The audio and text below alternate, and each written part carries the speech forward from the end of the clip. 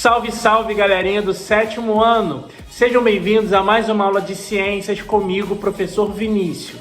E na aula de hoje vamos dar continuidade ao nosso estudo sobre a litosfera, em especial sobre as rochas sedimentares, que são as responsáveis pela formação dos fósseis. Então, na aula de hoje estudaremos em detalhes sobre a formação dos fósseis. Venham comigo, galera!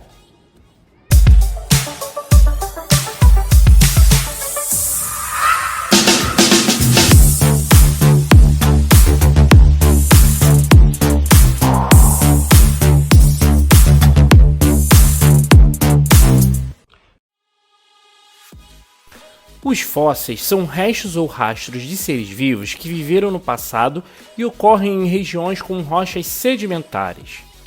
Essas rochas são formadas por detritos de outras rochas ou as depositadas como sais em locais que foram lagos, mares, rios, desertos ou geleiras no passado.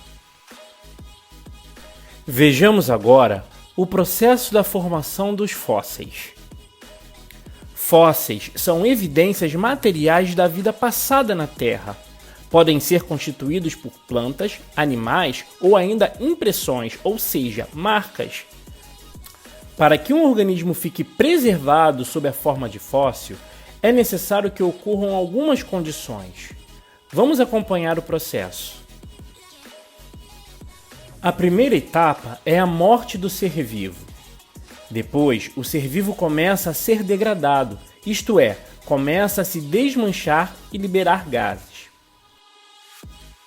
Em seguida, o ser vivo fica depositado no fundo, sobre a rocha.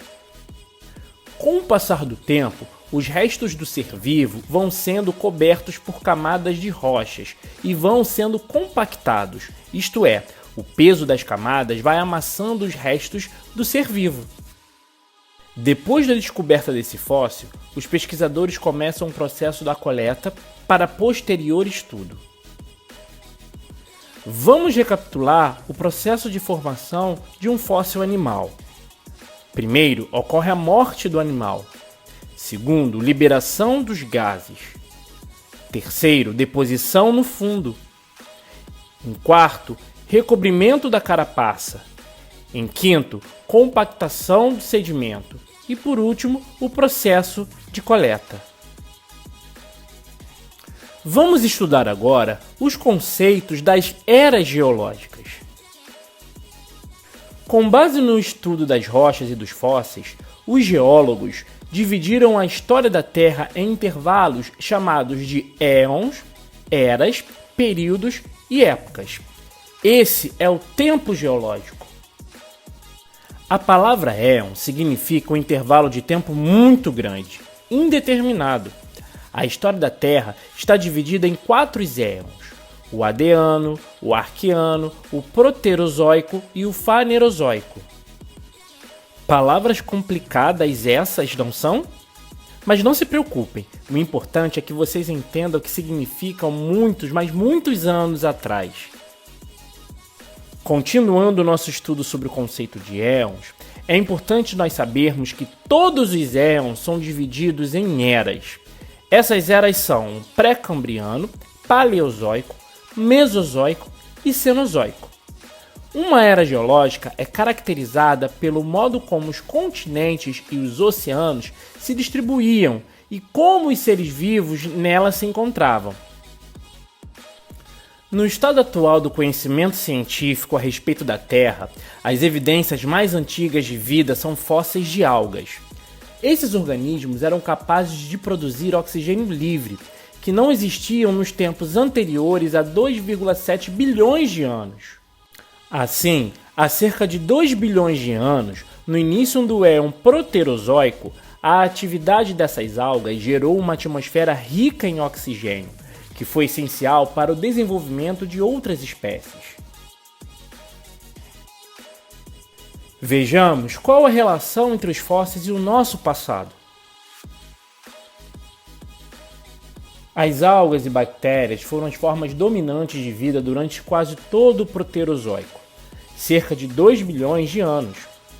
Foi há 600 milhões de anos que apareceram os primeiros organismos multicelulares. Durante o período Cambriano, isso é, de 542 a 488 milhões de anos atrás, todas as formas de vida eram restritas aos ambientes aquáticos e, também, os primeiros organismos semelhantes aos vertebrados não apresentavam esqueletos ósseos. Há cerca de 360 milhões de anos atrás, no final do período Devoniano, os primeiros organismos anfíbios começaram a se deslocar para a terra firme. Todas as evidências geológicas atuais indicam que os mamíferos se originaram há cerca de 210 milhões de anos, ao final do período Triássico. Eram animais noturnos do tamanho de ratos ou camundongos. Os seres humanos, ou seja, o homem, surgiu no período Quaternário, época Pleistoceno, e só a partir de então surge o tempo histórico conhecido por todos nós. Entendam bem a importância do estudo dos fósseis. Por meio do estudo dos fósseis, foi possível ao homem compreender a evolução dos seres vivos, as adaptações e extinções ao longo da história da Terra, reconstruir os organismos em uma dada época, conhecer o seu modo de vida, como interagiam entre si e como se relacionavam com o meio ambiente onde viviam. Reconstruir os ambientes do passado e assim reconstruir a geografia da Terra. Possibilita também reconstruir os climas do passado e efetuar a datação relativa das rochas. A idade das rochas é calculada a partir dos minerais encontrados na rocha, através da tecnologia de datação. Agora é com vocês, pessoal! Façam no caderno a atividade 5 da página 40 da apostila. Em seguida, responda as atividades 7 e 8 da página 43. Não esqueçam também de fazer nosso exercício de fixação clicando no link do formulário preparado com o assunto da nossa aula de hoje.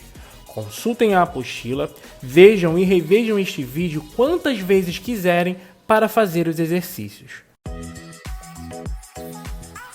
Por hoje é só, pessoal. Fiquem bem, bons estudos e até a próxima!